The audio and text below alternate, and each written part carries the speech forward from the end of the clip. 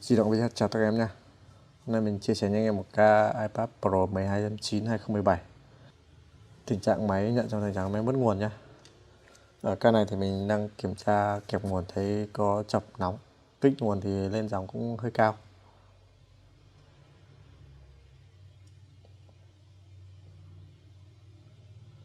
Thì anh em dòng kích phát treo lên 0.4 nhá. Dòng này thông thường là dòng chạm sau nhá. Theo phán đoán thì có thể chạm liên quan đến áp ổ cứng, áp cấp sau, USB ổ cứng gì đấy. Dòng ca này sử dụng cam nhiệt để kiểm tra soi xem nóng khu vực nào ta cứ xử lý khu vực đấy nhá.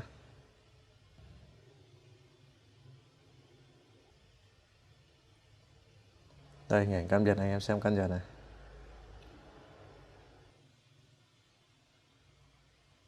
Nó nóng và ngắt, coi như là lên rồi ngắt, chập rồi ngắt đấy. Tức là nóng một con IC này nhá. Anh em nhìn sơ đồ IC này thì nó là con IC 6 chân. Tra sơ đồ ra thì nó là con IC cấp áp cho ổ cứng anh em nhé. Anh em ra kỹ con IC đấy nó cấp áp cho ổ cứng. Sẽ phỏng đoán là sẽ chạm sau IC đấy. Vì thông thường IC nóng sau sẽ ngắt, chập xong ngắt thì nó chạm đầu ra của nó. Anh em sẽ tiến hành đo lại đằng sau của nó nhé.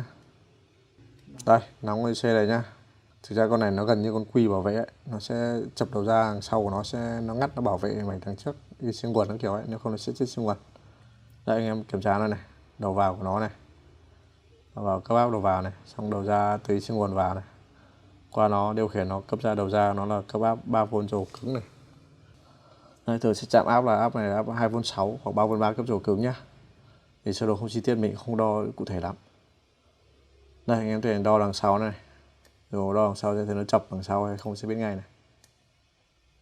Đấy, đo đầu vào của nó này, đầu vào không có thấy gì này, đầu sau chập này anh em này. Đấy, nó hai điểm này, đo tụ đầu ra của nó thấy chập ngay. Đấy, còn 0,7 ohm thôi.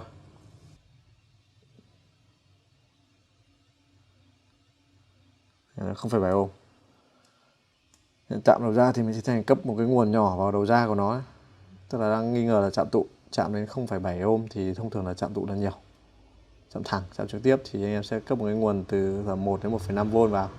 Thấy nóng ở đâu tới anh xử lý đấy. Đây, anh em thấy chưa? Cấp vào xong thì nóng con tụ cạnh ổ cứng nhá. Đấy, nóng lên cả 100 độ nha. Rồi, mình sẽ tiến hành sau này thật định vị nó chính xác rồi tiến hành bẻ nó thôi. Trên sơ đồ là X10193 nhá.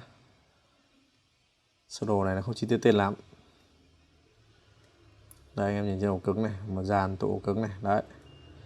Cả dãy này chạm cả dãy này. Thì giờ hình cam nhiệt thì chạm con ở khu vực trên này mình sẽ bẻ con này nhá. Bẻ xong mình đo lại. Con này có keo này anh em sẽ cạo keo đi rồi mới bẻ nó nhá, không lục cả mạch luôn.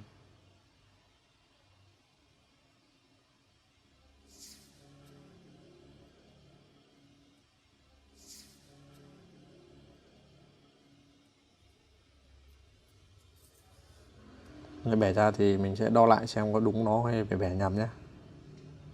Để đo nó chập chắc chắn tại nó, còn đo không chập thì mình kiểm tra lại xem có phải mình bẻ nhầm hay không.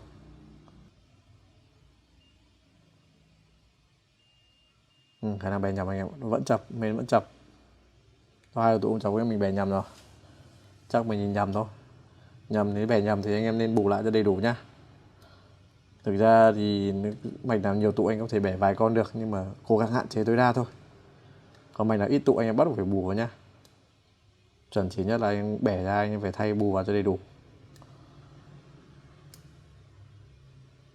Đây, mình nhìn lại thì dự đoán là con trên này hoặc con dưới nhá. Thế thì bẻ con trên nữa nhá. Chắc nay mình nhìn qua lại không nhớ chi tiết lắm nên thì bẻ nhầm.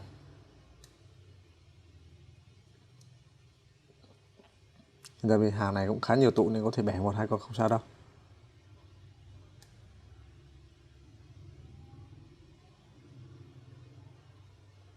Ok, bẻ đúng hết chập anh em này. Chờ khả năng 0.18 này, đang nóng cái 0.18 này. Đo tụ vừa bẻ ra này. Đấy, chập thẳng 1,5 ohm này. Đây lúc nãy mình bẻ nhầm một con này, xong bẻ lại mới chính xác này. Ok, anh em rảnh ngồi bù lại tụ nhá. Con chết thì bỏ đi nhá, con kia thì bẻ để lại để bù vào nhá. Hoặc là lấy hai con tụ mới bù vào cho đẹp. Rồi mình sẽ lắp và test lại xem ổn không đã, có thể cần thiết bù lại sau nhá. Em tiến hành lắp màn cắm sạc test xem lên không nhá. Nhớ phải chêm chân pin cẩn thận nhá, không đảm bảo chạm chập nhá, không sửa bệnh nọ ra bệnh trái chứ giờ.